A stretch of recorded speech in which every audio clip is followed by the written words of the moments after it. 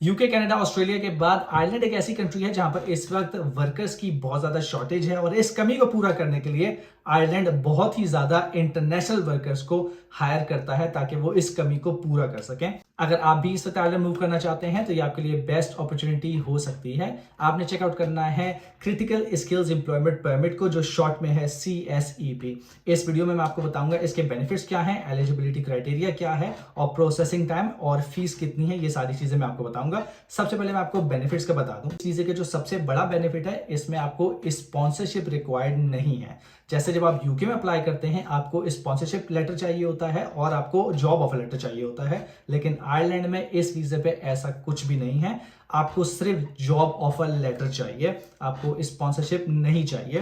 दूसरा सबसे बड़ा बेनिफिट है कि आप अपनी फैमिली के साथ मूव हो सकते हैं और आप सेम टाइम पे अपनी फैमिली का भी अप्लाई कर सकते हैं। तीसरा सबसे बड़ा बेनिफिट कि 2 साल के बाद आप PR के लिए अप्लाई कर सकते हैं, जिसका मतलब आप आयरलैंड में सेटल हो सकते हैं और सिटीजनशिप की तरफ जा सकते हैं। चौथा बेनिफिट, आपने जिस एम्प्लॉयर के पास जाना है आयरलैंड में 12 महीने के बाद अगर आप उस एम्प्लॉयर को छोड़ना चाहें तो आप वो जॉब छोड़कर कहीं और भी जा सकते हैं। आपने 2 साल तक उसी एम्प्लॉयर के साथ काम नहीं करना। अब मैं आपको एलिजिबिलिटी क्राइटेरिया समझा देता हूं। जैसे कि मैंने पहले बताया, इस वीजे को अप्लाई करने के लिए आपको स्पॉन्सरशिप की जरूरत नहीं है। आपको चाहिए सिर्फ जॉब ऑफर लेटर आपके आयरिश एम्प्लॉयर से और आपकी सैलरी होनी चाहिए कम से कम 32,000 यूरोस।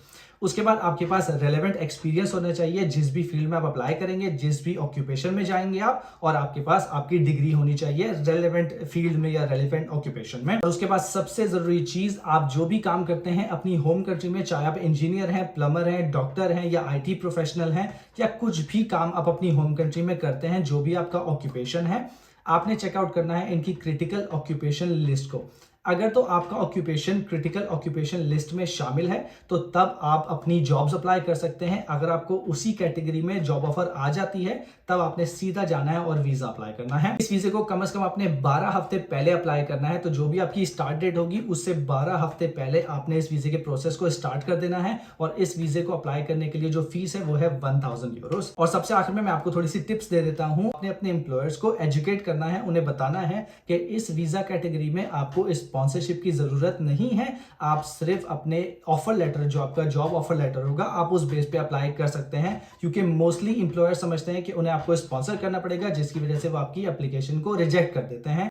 तो आप अपना जो कवर लेटर होता है उसमें भी लिख सकते हैं, जब आप जॉब अप्लाई करते हैं या जब आपको कोई ईमेल आया रिजेक्शन की, तो आप उनसे पूछ सकते हैं किस बेस पे रिजेक्शन हुई है। और अगर तो जो रीजन है वो स्पॉन्सरशिप है तो तब आप उन्हें बता सकते हैं कि स्पॉन्सरशिप आपको नहीं चाहिए इस वीजा कैटेगरी में, क्योंकि आप जस्ट जॉब ऑफर लेटर पे अप्लाई कर सकते हैं।